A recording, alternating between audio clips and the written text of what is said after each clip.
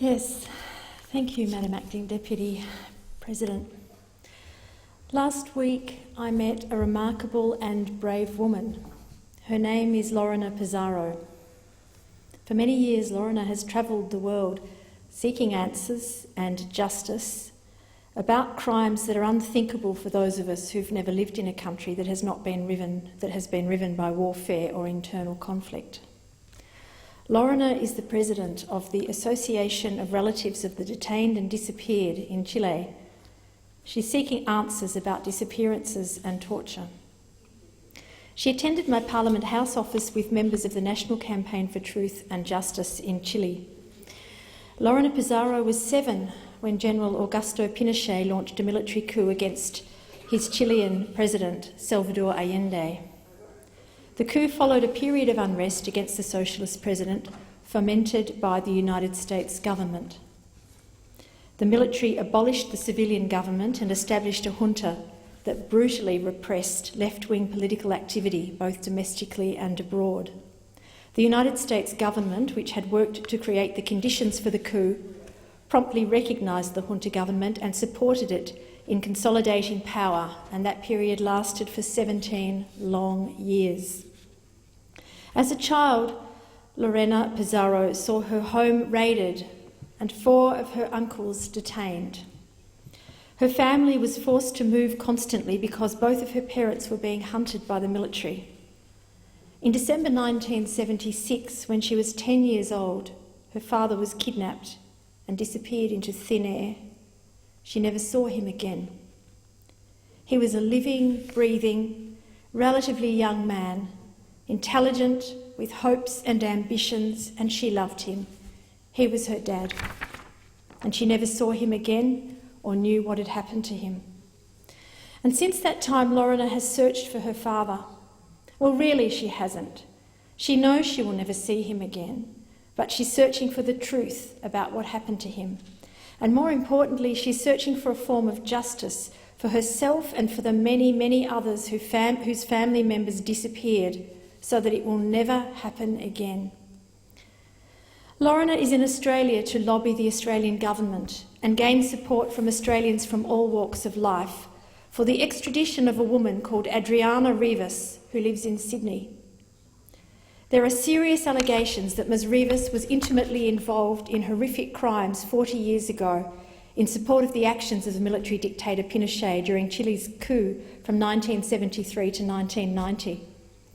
It's alleged that Adriana Rivas was part of the National Intelligence Directorate, Lautaro Brigade, whose purpose was to eliminate those who opposed the government. Witnesses allege that part of her job was to extract confessions from prisoners before they were murdered. In 1978, Rivas left Chile to live in Australia and travelled freely back and forth to her home country. However, in 2006, while visiting family and friends in Chile, she was arrested, charged and held for 3 months. She was allowed out of prison on bail on the condition that she report to authorities each month and remain in the country. But 4 years later, in 2010, she fled to Argentina and returned to Australia. In January last year, Chile's Supreme Court issued an extradition order for Ms Rivas. The court was unanimous in its decision to make the request because her offences related to crimes against humanity. Ms Rivas continues to live in Sydney. The charges against Ms Rivas include kidnapping, torture and murder. I'm speaking on this matter with caution, not to interfere in legal proceedings, but because I think that it is essential that Ms Rivas face these serious allegations in Chilean courts. The law enforcement agencies and the Australian government have been aware of the Chilean government's request for the arrest and extradition of Ms Rivas since August 2013, and the case has been publicised in the Australian and Chilean media. Australian representatives of the National Campaign for Truth and Social Justice in Chile are concerned that Adriana Rivas might take advantage of the delay in executing the international arrest warrant to flee the Australian jurisdiction and go into hiding. I comment on this matter with caution, but the Chilean government's request for extradition is already a matter of public knowledge. Indeed, it was written up in the Saturday paper last weekend. Despite letters and requests of our Australian government, no good reason has been given to justify the unusual delay in acting. I'm mindful that there is serious concern that Ms Rivas might take the opportunity to abscond, and so I'm taking this opportunity to call on the Australian government to execute the international arrest warrant issued against Ms Rivas as a matter of urgency. It is important to note that torture and capital punishment are illegal in Chile now, and Ms Rivas is not at risk of being subject to either of those.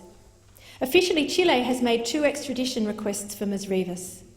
The first involved an allegation against her that she was involved in the aggravated kidnapping of Victor Diaz on May 12, 1976.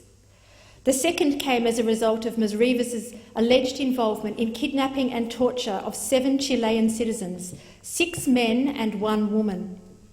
Among the alleged victims is Renelda de Carmen Pereiro Plaza, a medical technician who was also 5 months pregnant when she disappeared.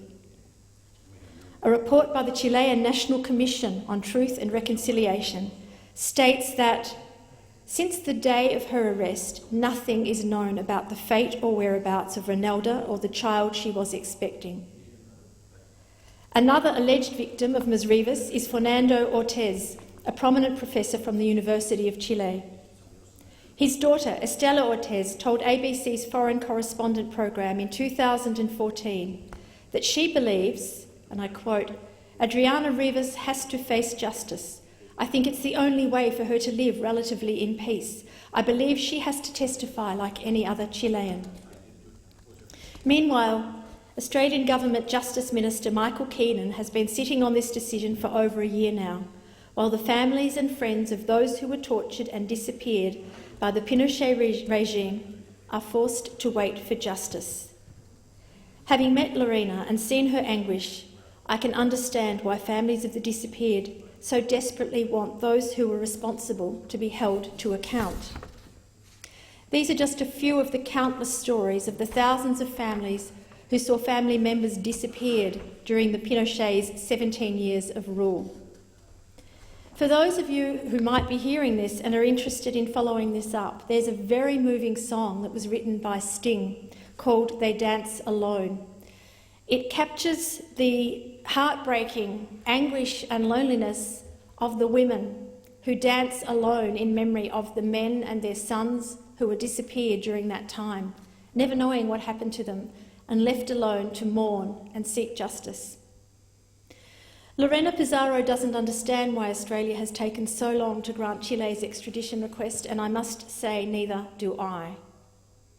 The Australian government must respond appropriately under the terms of the extradition treaty that was signed by Chile and Australia in 1996, so that the Chilean community can be assured that Ms Rivas will be brought to trial and perhaps some answers will be found.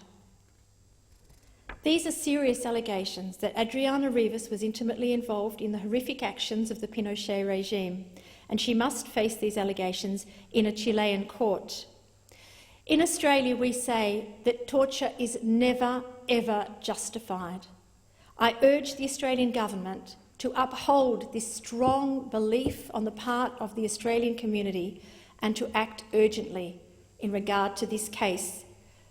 It won't bring back those who disappeared under that regime, but it may bring some answers. Thank you, Senator Wright.